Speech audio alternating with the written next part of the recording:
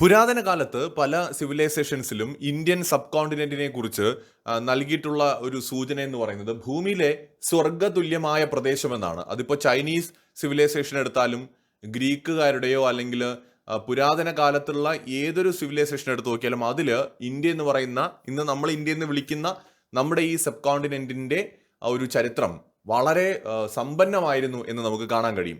ഏറ്റവും അധികം സ്വർണം പുരാതന കാലത്ത് ഉണ്ടായിരുന്നതും ഇന്ത്യൻ സബ് കോണ്ടിനെന്റിൽ തന്നെയാണ്. ഇപ്പോഴും അത് അങ്ങനെ തന്നെയാണ്. ഇന്ത്യയിൽ തന്നെയാണ് ഏറ്റവും അധികം സ്വർണമുള്ളത് ഇന്നും ലോകത്ത്. ഇപ്പോൾ ഏതാണ്ട് 2-3 ദിവസം മുമ്പ് ഒരു വാർത്ത വന്നു. നമ്മുടെ ഒഡീഷയിൽ മാസീവായിട്ടുള്ള ഗോൾഡ് റിസർവ് കണ്ടെത്തിയിരിക്കുന്നു എന്ന് പറഞ്ഞുകൊണ്ടുള്ള ഒരു വാർത്തയാണ് വന്നത്.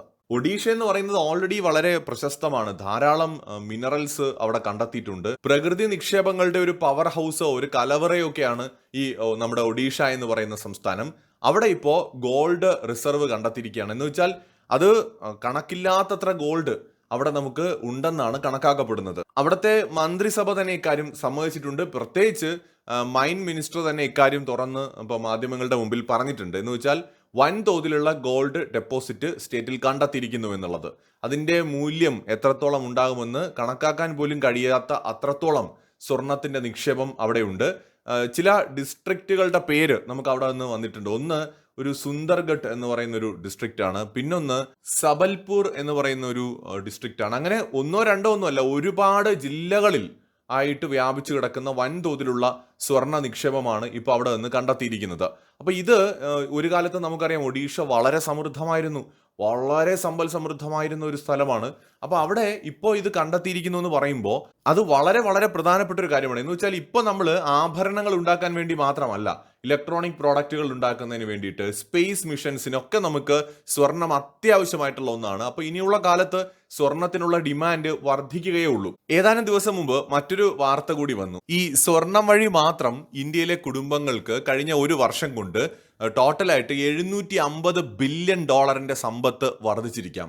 അതിന്റെ കാരണം ലോകത്ത് ഏറ്റവും കൂടുതൽ സ്വർണ്ണ നിക്ഷേപം സ്വകാര്യമായിട്ട് കയ്യിലുള്ളത് ഇന്ത്യക്കാരുടെ കയ്യിലാണ്. ഏതാണ്ട് 25 മുതൽ 30 ടൺ വരെ സ്വർണം ഇന്ത്യക്കാരുടെ കയ്യിലുണ്ട്.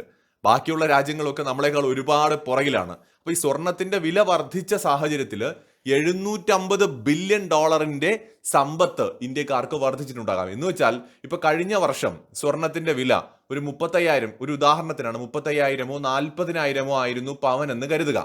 എന്നാൽ ഈ വർഷം അതൊരു 50,000-ഓ 60,000-ഓ ആയിട്ട് കൂടിയെന്നും കരുതുക. എത്ര വലിയ വർധനമാണ് ഒരു പവൻ ഉണ്ടായത്. അപ്പൊ 10 പവന്റെ സ്വർണം കയ്യിലുള്ള ആളുടെ കയ്യിൽ എത്ര വലിയ സമ്പത്താണ് ഇപ്പോൾ വർദ്ധിച്ചിരിക്കുന്നതെന്ന് ആലോചിച്ച് നോക്കൂ. അപ്പൊ 100 പവൻ കയ്യിലുള്ള ആളുടെ കയ്യിലോ? അപ്പൊ ഇങ്ങനെ ചിന്തിക്കുകയാണെങ്കിൽ ഇപ്പൊ ഇന്ത്യക്കാരുടെ കയ്യിലിരിക്കുന്ന സമ്പത്ത്, സ്വർണം എന്ന സമ്പത്ത് വൻതോതിൽ വർദ്ധിച്ചുകൊണ്ടിരിക്കുകയാണ്. ഇന്ത്യക്കാർക്ക് സ്വർണം വാങ്ങാനുള്ള അവരുടെ താല്പര്യവും വളരെ കൂടിക്കൊണ്ടിരിക്കുകയാണ്. അതുകൊണ്ടാണ് ഇവിടെ പ്രൈവറ്റ് ആയിട്ട് ഇത്രയും സ്വർണം നമ്മുടെ രാജ്യത്തുണ്ടെന്ന് പറയുന്നത്. ഇന്നത്തെ സാഹചര്യമാണിത്. പണ്ടപ്പോൾ എന്തായിരുന്നിരിക്കും അവസ്ഥയെന്ന് കൂടി ആലോചിക്കാം. അപ്പൊ സ്വർണം അത്രയധികം ഇന്ത്യയിൽ ഉണ്ടായിരുന്നു. പത്മനാഭസ്വാമി ക്ഷേത്രത്തിലൊക്കെ കാണുന്ന സ്വർണത്തിന്റെ ആ ഒരു നിധി അല്ലെങ്കിൽ നിക്ഷേപം എന്ന് പറയുന്നത് അതിന്റെ സൂചനകളാണ്. ഇപ്പൊ നമ്മുടെ രാജ്യത്ത് ഒരുപാട് പര്യവേഷണങ്ങൾ നടക്കുന്നുണ്ട്, ഒരുപാട് റിസർച്ചുകൾ നടക്കുന്നുണ്ട് പ്രകൃതി നിക്ഷേപങ്ങൾ കണ്ടെത്താൻ. അതിനകത്ത് എണ്ണ, സ്വർണം, ചെമ്പ്, എന്തൊക്കെ നമ്മുടെ രാജ്യത്ത് റിസോഴ്സസ് ഉണ്ടോ അതെല്ലാം കണ്ടെത്തുക എന്നതുമായി ബന്ധപ്പെട്ട് കേന്ദ്ര ഗവൺമെന്റിന്റെ ഒരു പ്രോജക്റ്റ് ഉണ്ട്. അതുമായി ബന്ധപ്പെട്ട് നടന്ന ഗവേഷണങ്ങളിലാണ് ഇപ്പോൾ ഒഡീഷ എന്ന് പറയുന്ന സംസ്ഥാനത്ത് തന്നെ ഒന്നല്ല, രണ്ടല്ല, മൂന്നല്ല, നിരവധി ജില്ലകളിലായിട്ട് കണക്കില്ലാത്തത്ര സ്വർണ്ണ നിക്ഷേപം ഉണ്ടെന്ന് കണ്ടെത്തിയിരിക്കുന്നത്. ഇതിന്റെ വിശദമായ പഠനങ്ങൾ ഇപ്പോൾ നടന്നുകൊണ്ടിരിക്കുകയാണ്. ഒഡീഷയിൽ മാത്രമല്ല, നമ്മുടെ കേരളത്തിലും ഉണ്ട് കേട്ടോ. വയനാട് ഉൾപ്പെടെയുള്ള നമ്മുടെ ജില്ലകളിൽ സ്വർണ്ണ നിക്ഷേപം വ്യാപകമായിട്ടുണ്ടാകാനുള്ള സാധ്യത കേരളത്തിൽ പോലുമുണ്ട്. ഇപ്പോൾ ഒരുപാട് സംസ്ഥാനങ്ങളിൽ, UP-യിൽ കണ്ടെത്തിയിട്ടുണ്ട്.